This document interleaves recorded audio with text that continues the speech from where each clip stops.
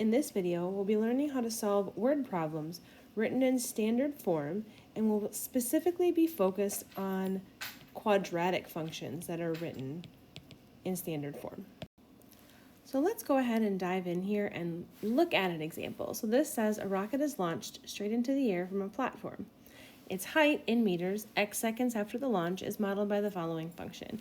So here we have h of x equals negative 0.05 x squared plus 8x plus 5.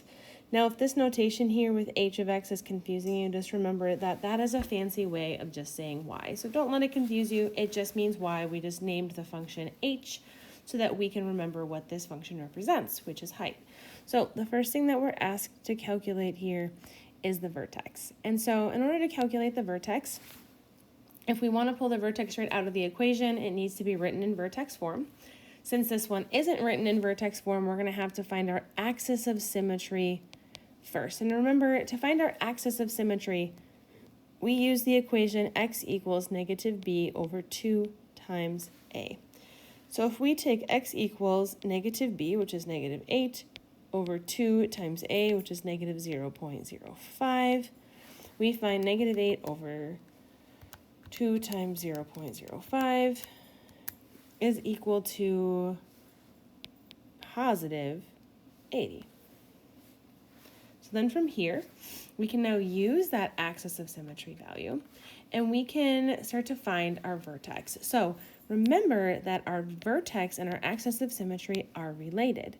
And so our vertex point uses our axis of symmetry. So we know that we can take this x value here of 80 and plop it into our vertex because the axis of symmetry has the vertex point on that. And then from here, we can work on calculating our y value for that vertex. And remember, this is a fancy word for y. So all we're going to do here is write y equals, and for every x, we're going to replace it with our x value of our axis of symmetry, which is 80. So we have negative 0.05 times 80 squared plus 8 times 80 plus 5. So if we type that into our calculator, we find that our y value at this coordinate is 325. So there's our vertex. We know that our vertex is occurring when x is 80 and y is 325.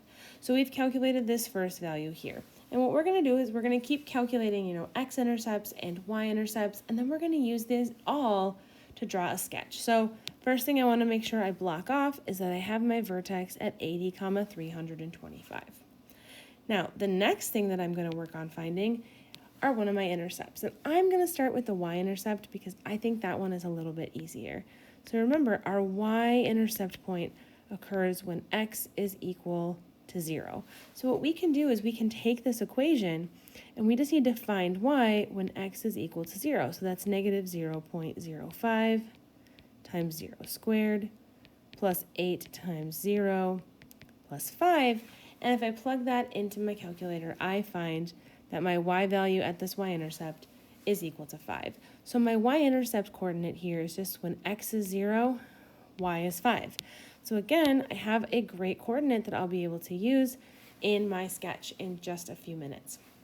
Now from here, the last thing we have to calculate are our x-intercept points. And these can be typically a little bit more challenging than just finding the y-intercept and the vertex. So now we're going to kind of move forward and we're going to find our x-intercept points, which, if you remember correctly, our x-intercept points are found when the y value is equal to 0.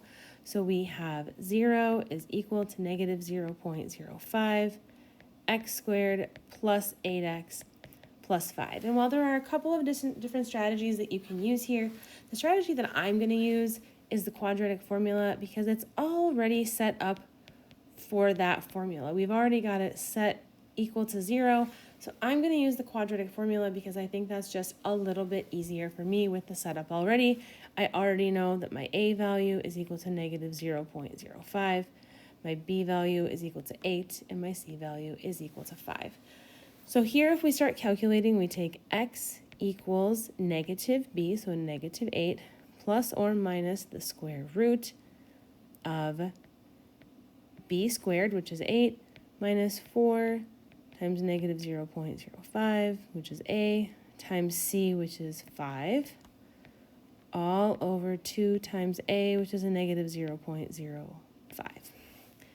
Then from here, we can simplify this a little bit. So I have negative 8 plus or minus the square root of something over negative 0.10.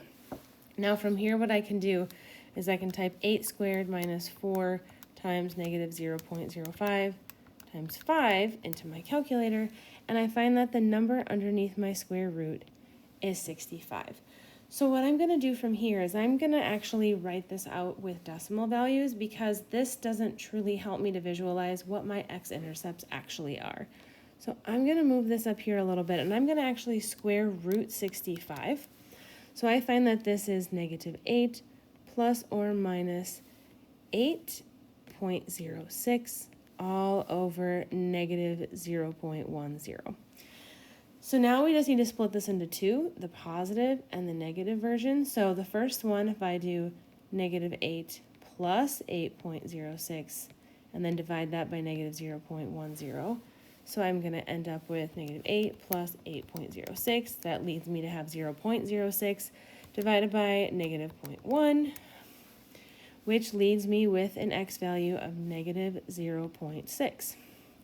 Then if I do the subtracting version, we have negative 8 minus 8.06, all divided by negative 0.10. So that would be negative 16.06, and dividing that by negative 0.10, and that gives me the value of approximately 160.6.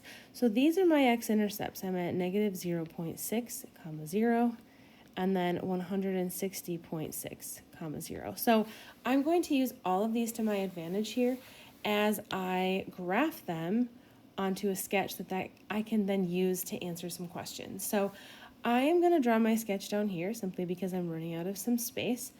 And then this just needs to be an estimate. It doesn't need to be something that is perfectly proportional. So I can see that my graph x-intercepts span from about negative 0.6 over to 160.6.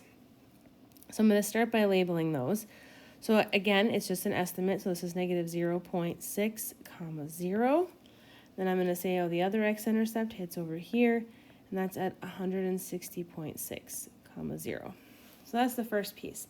Then I know that my y-intercept occurs at 0, comma 5, so I'm going to kind of estimate that to be about right there, and I'll write 0, comma 5.